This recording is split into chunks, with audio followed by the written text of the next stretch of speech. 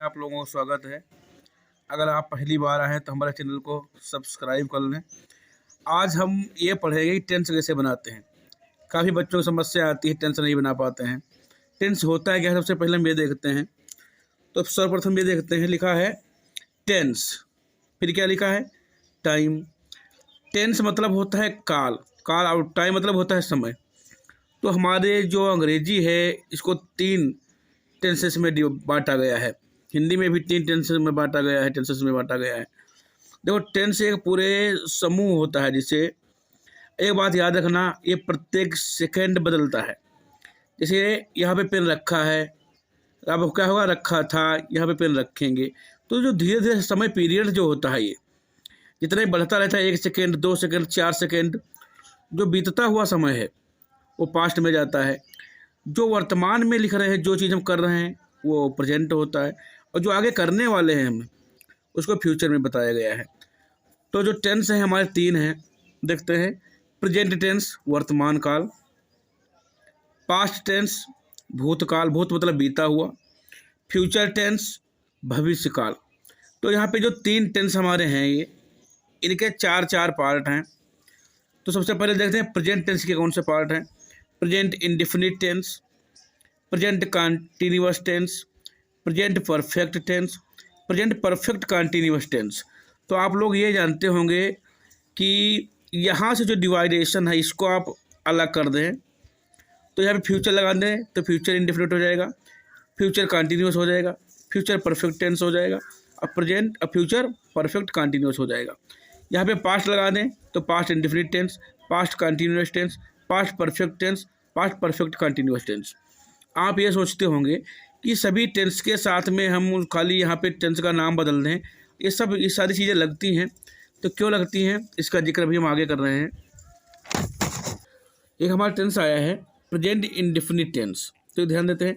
Present means वर्तमान, indefinite means अनिश्चितकालीन, और टेंस मीन्स वाक। इसमें अनिश्चितकालीन बात होती है।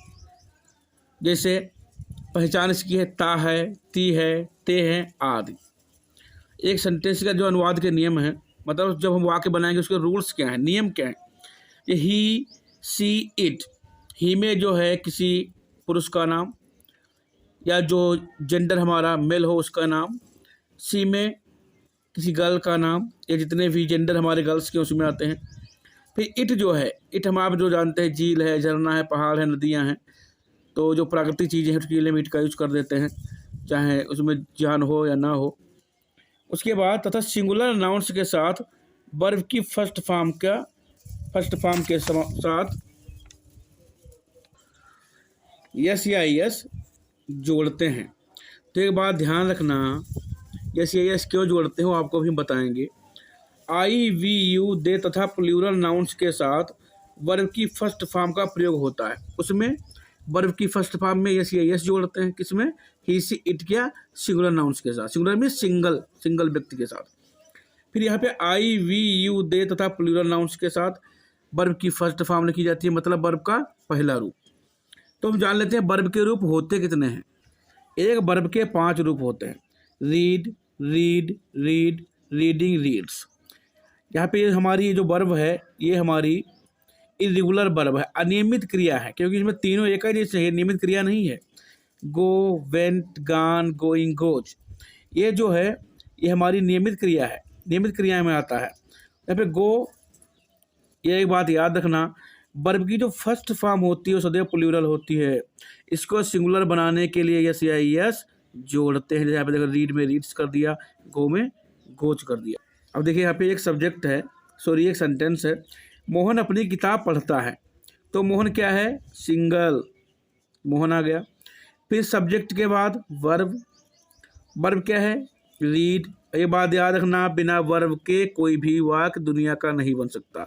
हम कह सकते हैं वर्ब जो है वो उस वाक्य की आत्मा होता है, या हम कह सकते हैं इंजन होता है। तो मोहन रीड, अगर यहाँ पे रीड खाली लिखोगे आप तो सेंटेंस गलत हो जाएगा, क्योंकि ये सिंगुलर फॉर्म में है, और रीड प्लूरल हमने पहले ही बता चुके हैं कि वर्ब की फर्स्ट फॉर्म प्लूरल होती है। तो यस लगा दिया तो वो क्या है, Mohan reads his book, Mohan के साथ हिज आया, तो मोहन भी सिंगुलर है, इसलिए रीड वर्ब में को सिंगुलर बनाने के लिए यस का प्रयोग, यस या यस का प्रयोग करते हैं। ये बात ध्यान रखना, सिर्फ सब्जेक्ट के अनुसार वर्ब का प्रयोग होता है। तो यहाँ पे मोहन जो है सिंगुलर है, इसलिए यहाँ पे रीड्स यस जोड़ दिया इसमें। दूसरा वाक्य क्या है देखते हैं, हम अपनी किताब पढ़ते हैं। यहाँ पे जो वी है हम है, हम का प्रयोग अंग्रेजी में प्लूरल में माना जाता है, बहुवचन में हम बोल देते हैं, हम लोग भी बोल देते हैं। तो वी हो गया। और रीड यहाँ पे देखिएगा, रीड आया है, यस नहीं लगेगा क्योंकि ये वी जो है प्लूरल है। तो वी रीड आवर बुक, तो पॉजेसिव फॉर्म में वी के साथ अपने के लिए आवर का प्रयोग होता है, और मोहन के साथ या ही के साथ अपने के लिए हिज का प्रयोग होता है। तो हमें आशा है आप लोग समझ गए होंगे, और कोई अगर शिकायत है तो हमें कमेंट बॉक्स में ज़रूर बताएं। धन्यवाद।